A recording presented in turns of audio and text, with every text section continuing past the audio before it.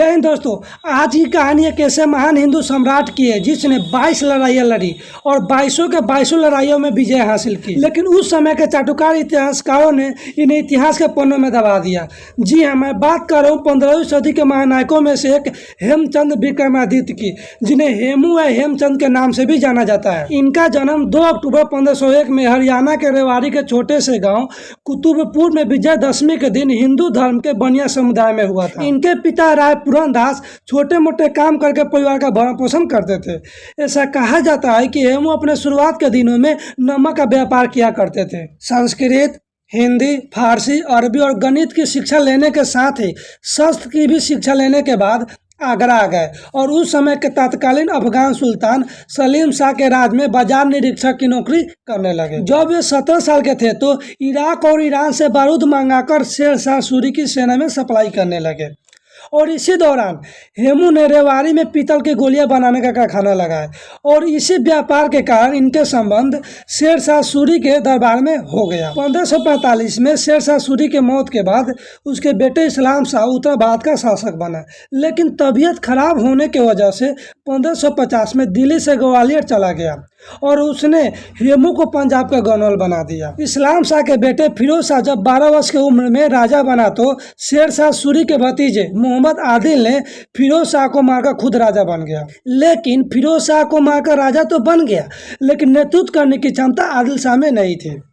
उस समय उभरते हुए हेमू के कद को देखकर आदिल शाह ने हेमू पर विश्वास करके कोतवाल, फिर सामंत, सेनापति और अंततः हेमू को प्रधानमंत्री बना दिया और इस तरह एक साधारण परिवार में जन्म लेने वाला हेमू प्रधानमंत्री बन गया। और आदिल शाह को हेमू पर सबसे अधिक भरोसा तब हुआ जब दरबार में सिकंदर शाह लोहानी ने आदिल शाह को मारना चाहा और आदिल शाह को बचाने वाला कोई और नहीं बल्कि हेमू ही था। और इस तरह हेमू पर और अधिक भरोसा करके आदिल शाह ने सेना का नेतृत्व हेमू के हाथों में दे दिया और इस तरह हेमू आदिल शाह की सेना का नेतृत्व करने लगे और आदिल शाह के लिए 22 लड़ाइयाँ लड़े और 22 के 22 लड़ाइयों में हेमू ने जीत हासिल की। इसलिए इन्हें मध्य युग का समुद्रगुप्त कहा जाता है। 26 जनवरी 1556 को जब हुमायूं की मृत्यु हुई उस समय हेमू बंगाल में थे।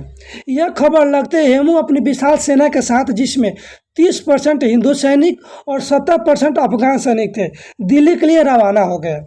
इन्होंने बयाना, इटावा, संभल, कलापी और नारनौल में मंगोलों को खदेड़ते हुए जब आगरा पर आक्रमण करने ही वाले थे तभी यह खबर आगरा के राज्यपाल को होती है और हेमू की खौफ की वजह से राज्यपाल आगरा छोड़कर भाग गया और इस तरह हेमू बिना लड़े आगरा पर कब्जा कर लिए, अधिकार कर लिए। और जब मृत्यु से पहले हुमायूं ने 23 जुलाई 1555 को ही आदिल शाह के बनोई सिकंदर शाह सूरी को पराजित करके दिल्ली पर अधिकार कर लिया था। इस स्थिति में दोबारा से दिल्ली पर कब्जा करना आदिल शाह के लिए मजबूरी हो गया था। इसलिए आदिल शाह ने दिल्ली पर दोबारा से कब्जा करने के लिए हेमू को आदेश दे दिया। 6 अक्टूबर 1556 को दिल्ली के तुगलकाबाद में डेरा डाला और 7 अक्टूबर को मंगोलिया सेना के सेनापति टार्डी खां को पराजित करके दिल्ली पर अधिकार कर लिया।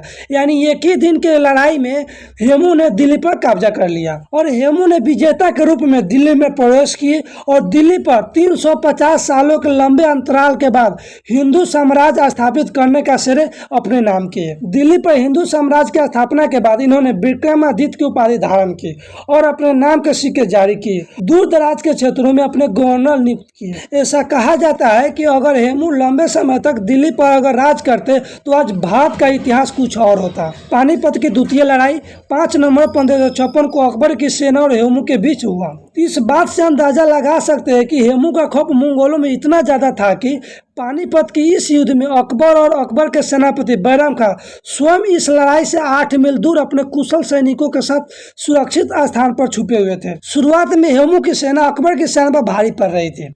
अचानक एक तीर अपने हवाई नामक हाथी पर बैठे हेमू के बाईं आंख में लगती है और जैसे ही हेमू ने वो तीर को निकाला वो आंख भी निकल आई। फिर भी हेमू ने हार नहीं मानी और अपने आंख पर कपड़े लपेट कर अपने सैनिकों को उत्साहित करने लगे। लेकिन अधिक खून गिर जाने के कारण वे बेहोश हो गए और इनके बेहोश होते ही इनकी सेना में भगदड़ मच गई।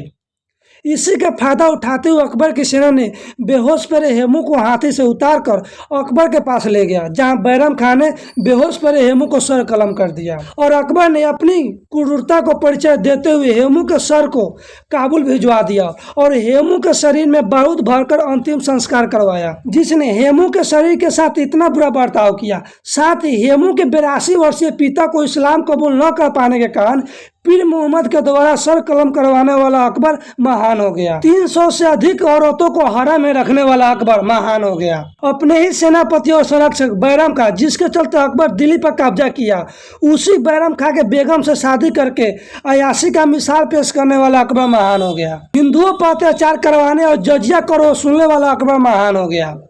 प्रत्यक्ष रूप से एक भी लड़ाई में भाग नहीं लेने वाला अकबर महान हो गया। लेकिन 23 में से 22 लड़ाइयाँ जीतने वाला हेमू इतिहास के पन्नों में गायब हो गया। क्षत्रिय या राजपूत न होने के बावजूद साधारण परिवार में जन्म लेने वाला अपनी क्षमता के बल पर दिल्ली का कुछ समय के लिए सही सम्राट बनने वाला हेमू को इतिहासकारों ने इतिहास के पन्नों में दबा दिया।